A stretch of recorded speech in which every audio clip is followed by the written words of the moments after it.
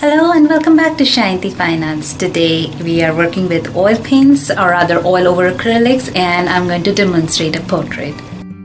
As usual, I'm starting off with the background, and I'm just generally blocking the background area. And as you can see, I've already traced out my original drawing from a different paper by the transfer paper method onto the surface of the canvas, and now I'm just blocking the background, and I'm doing it with blue, with a phthalo blue to start off with, and I will add some blacks and some whites to it to get the dark towards the corner and lighter towards the center effect.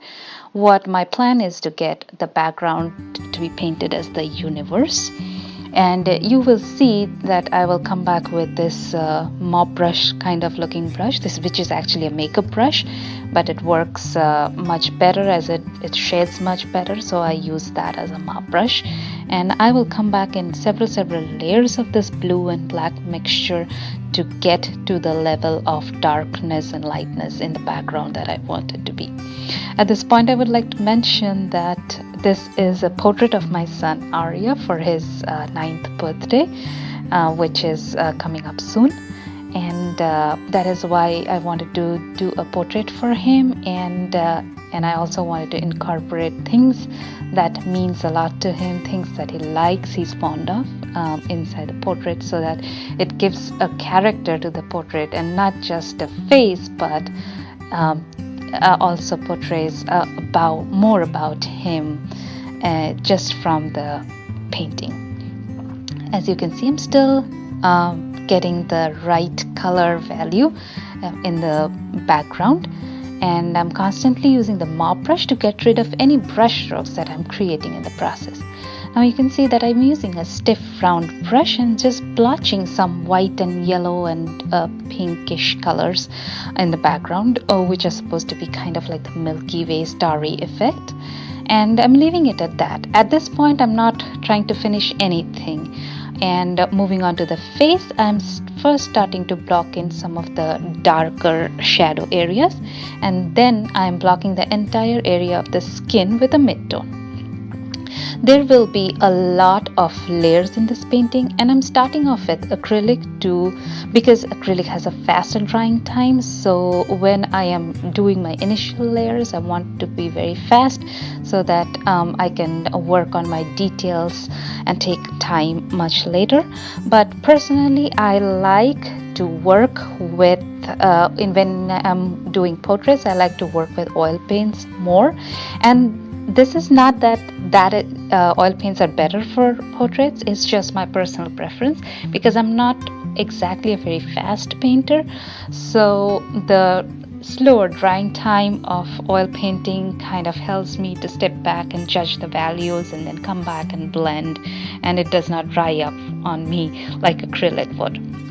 Now you can see I'm adding some further details in the background, some more values to the background, and at this point I am starting to work with my oil paints.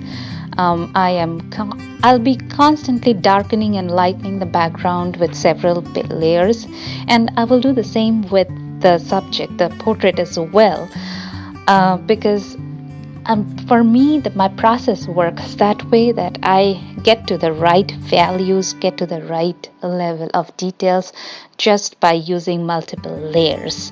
And typically it is harder for me to get it in one wet on wet or simple wet on wet techniques on one setting.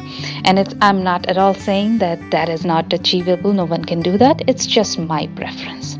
Now I'm starting on with the first layer of oil paint on the face, and at this point the face looks really ugly, and that is just a part of the process. When you are painting, the first stages are really ugly, but you have to hang on in there and keep building your layers, keep adding the details, keep adjusting your lights and shades and values and you will get where you want to be. If you think that, oh my god, this is too ugly, this cannot work out, and leave it at that, then you are leaving it at that. Just keep going. If you do not like something, oils and acrylics are great and very forgiving. You can just let the layer dry. In either case, oils obviously will take more time, but it will still dry, and then just paint over it. If you do not like it at all, paint over it, but do not leave it just because it looks ugly in the initial layers. Just keep working on it and you will get where you want to get. Just those little dots in the eyes add so much more to the depth of the eyes. And right now I'm working on the darker shadows in the hand and the face area, and you will see that till the very end of the painting it will not look right. The values will not come out right, because I'm constantly adjusting, stepping back, looking at the painting and adjusting again till I get to that right value level I want to get. And I keep on saying values a lot in this video, so if that is a problem, what I mean is the darkness or lightness of a hue is what I mean by values. So that is what you need to get correct. If you do not get a color right, that is fine, it would not matter at all, but you have to get your dark areas dark and light areas light, and make the right highlights, lights and shadows, and that will actually what will bring life to your paintings. Now I'm working with I think a number 1 detail brush, a script liner, and adding in some details. Now I'm moving on to a number 1 round brush and adding some highlights to the hair. Now the hair, again, just like the face and everything else, I will have to work in multiple layers. Just because I'm adding the highlights doesn't mean that I'm done with the hair and it is all done. At this point it looks like he has gray hair, which he doesn't. He is just 9-year-old.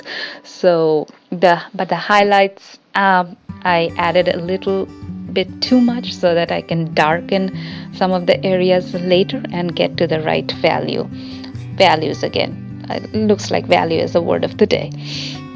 Anyways, so I'm keeping on adjusting the hair, and it might seem to you that the hair is too spiky, but that is kind of what Arya's hair, my son's hair, is like. It is a kind of too spiky. So although it doesn't look natural, that is how it is. He just has naturally very thick hair, which kind of ends up being very spiky. At this point you can see that the color of the t-shirt he's wearing is blue, and that was my initial idea with it.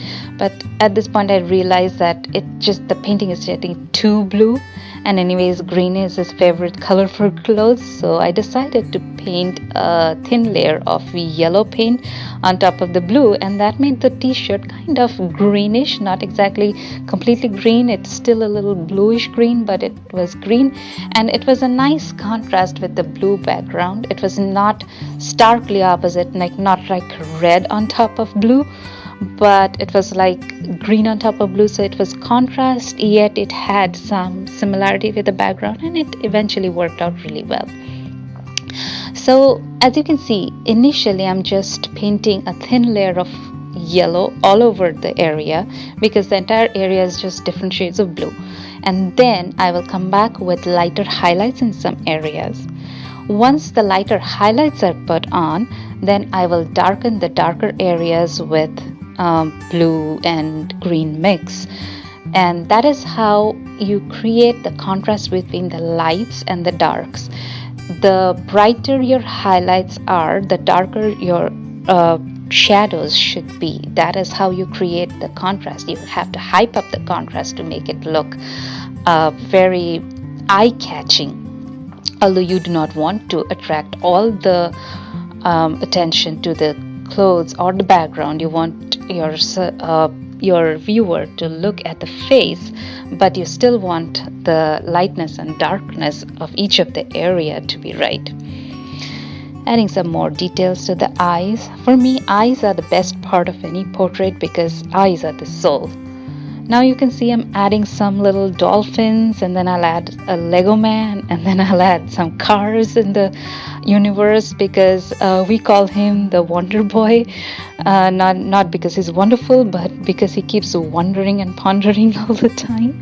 And these are the key things that are most precious to him: racing cars, ocean life, Legos.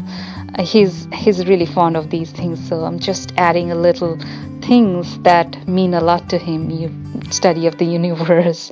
He's really interested in all those things. So adding little details into this background and putting in things that he likes adds real value, emotional value to the painting. And that is what I always like to do with portraits: add a background or little things that add more value than just being a nice looking background.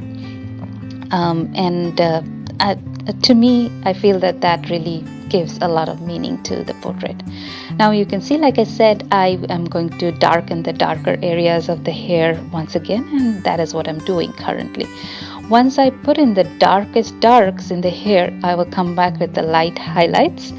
And this time I'm not going to go with like really very white highlights. It's kind of like a bluish gray color that I'll put in highlights, so that it doesn't look like gray hair, but still there are some highlights where the light is reflecting off. And some of the areas in the face and the hair look really shiny. That is because that is how camera or the light reflects off oil paints.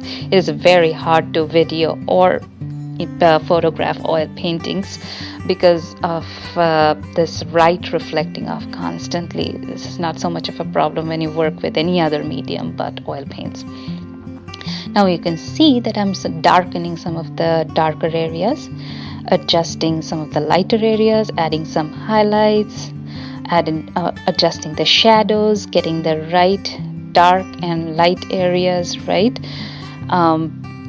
constantly improving, adding, subtracting, lightening some areas, darkening some areas, till I get to the point where I think, okay, this is good. And I'm almost reached to that point, and very soon the painting will be all done. And let me know in the comments how you like the painting and what are your thoughts. And don't forget to subscribe unless you're already subscribed. Thank you for watching.